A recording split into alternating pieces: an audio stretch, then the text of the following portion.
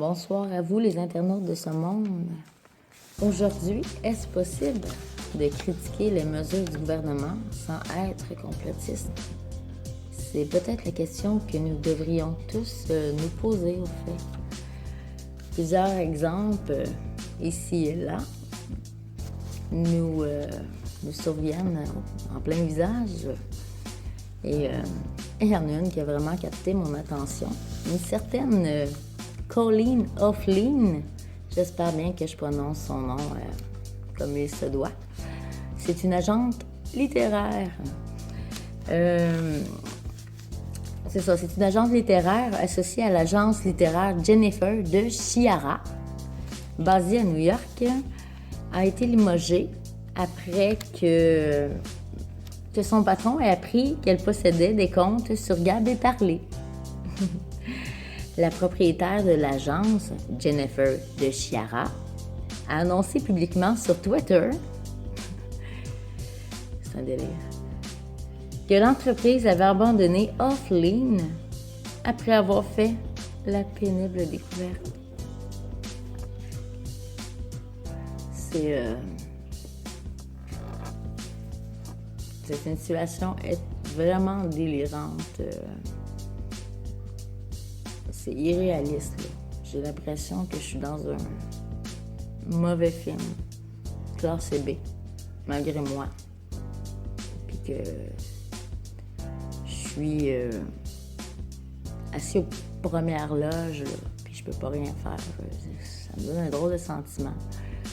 Parce que beaucoup de choses sur le dos de la crise, ou la crise, si je peux appeler ça une crise, je trouve que les médias, quand ils disent que c'est une crise, que ce soit la crise sanitaire, que ce soit la crise environnementale, que ce soit... Souvenez-vous un peu avant la pandémie qui est venue à Montréal. Nous parler de l'environnement. Qui est venu faire la morale aux adultes. Je crois encore une fois que il y a une crise quand les médias disent qu'il y a une crise, parce que c'est eux qui ont fait la crise. Alors, peut-être un peu là que ce serait bon que je revienne à mes moutons. Je ne veux pas trop m'égarer de mon sujet, mais c'est assez délirant comme situation. Je trouve que la censure devient de plus en plus dangereuse. Et souvenez-vous que tout sur le dos d'une guerre ou d'une crise sert souvent à nous enlever des droits individuels, que ce soit par décret, loi par décret, ou tout ce qui a été mis comme mesure depuis la nuit des temps n'a jamais abandonné ces mesures-là, ces lois-là par la suite. C'est jamais revenu comme c'était auparavant. Que ce soit, rappelez-vous, le 11 septembre, le Patriot Act, l'acte Patriot, Patriot Act, c'était, moi puis mon anglais, c'est jamais revenu, ça. Rappelez-vous de l'impôt, C'était pas supposé d'être pour toujours. C'est jamais revenu non plus. Que ce soit par décret, les mesures que nous perdons de plus en plus, et là, ça se voit peut-être plus depuis mars dernier, ben, ce sont des droits qu'on perd petit à petit sur le dos de la bienveillance un peu, comme pour notre bien. Les gens ont peur, alors les gens ont tendance à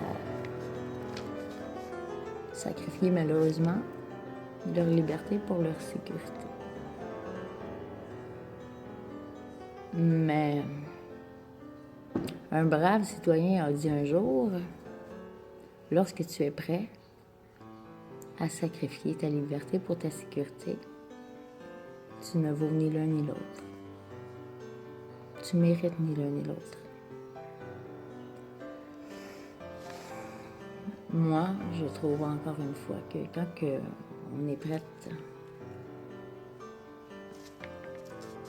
à s'enlever de la liberté en guise de sécurité, je ne sais pas si on peut parler de vivre, c'est plutôt de survivre. Et malheureusement, la majorité a toujours raison. Et quand on vit dans une société, ben, c'est souvent avec la majorité. Regardez les votes quand les gens sont élus. Hein, c'est toujours... Par contre, lorsque les gens sont en groupe, autrement dit, en population, ou lorsqu'on voit une foule de gens ensemble, une foule de personnes, ben, on dit que ces gens-là ont une mentalité de 12 ans, un peu moins.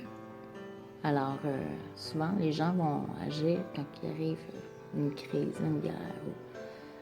Ils vont agir avec les sentiments, les émotions, puis ils vont avoir de la misère un petit peu à avoir la raison. Et c'est sûr que lorsqu'on on évoquait par les émotions, souvent, les gens ont tendance à avoir peur, alors ils oublient un peu le sens du grand bon sens. Si on regarde aussi la censure que nous subissons n'est pas seulement faite aux personnes dont les propos seraient supposément haineux. La censure se fait aussi sur la place où ce que la liberté d'expression sur la place publique a toujours été que les gens puissent s'exprimer sur l'espace public. Alors, si c'est plus de censurer ou de supprimer des comptes, que ce soit sur Twitter, de personnes qui auraient des propos, selon eux, haineux. Alors, expliquez-moi pourquoi que Parler a été forcé de se déconnecter plus tôt ce mois-ci après qu'Amazon ait refusé d'héberger ses serveurs, affirmant que la plateforme de médias sociaux était un havre de paix pour les extrémistes, et avait joué un rôle dans l'incitation à des émeutes au Capitole le 6 janvier. L'application a également été supprimée de Google Play et les magasins Apple.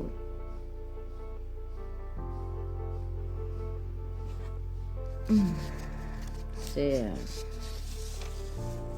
quelque chose, hein?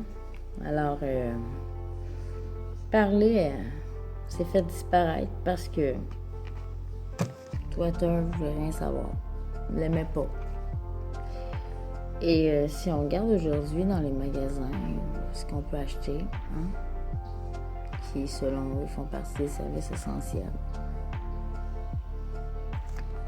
J'ai rien contre la marijuana, pas du tout, ni contre les bons vins, parce que j'aime bien moi aussi ces trucs-là. Alors, les SAQ et les SQDC restent ouverts. Mais tu ne peux pas dans la même boutique acheter une paire de gants à ton enfant, une paire de bottes pour l'hiver. Il fait froid ces temps-ci non plus. C'est impensable. Mais tu peux acheter de la marijuana et tu peux toujours acheter les alcools que tu voudras. Car l'alcool et le pot sont considérés aujourd'hui des services essentiels selon le gouvernement. Mais une paire de bottes, ça c'est essentiel, c'est sûr. Mais une paire de bottes, non. Il n'y a aucun jugement ici, je trouve, dans ces mesures. Alors, tu peux toujours commander ça sur Amazon, par contre. Alors, quand on voit à qui profite cette crise, ces GAFAM, nos gros Big Tech, YouTube, Facebook, Twitter, Amazon, nanana. Ceux qui se permettent...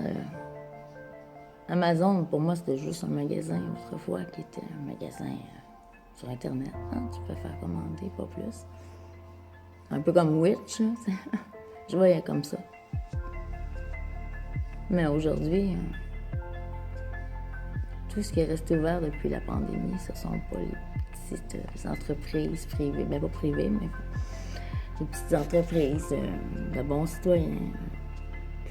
Que ce soit des dépanneurs de quartier, que ce soit... Parce qu'eux sont obligés avec le couvre-feu de fermer à 7h30. Alors, nous avons des couches-tard qui vont rester ouverts, des McDonald's, pas de problème. Mais les autres, depuis le mois de mars, les chiffres d'affaires ont dû monter. On parle de multinationales, alors je ne sais pas si vous voyez à quel point que cette crise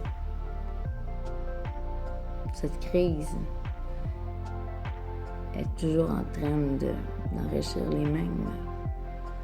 À qui bénéficie cette crise?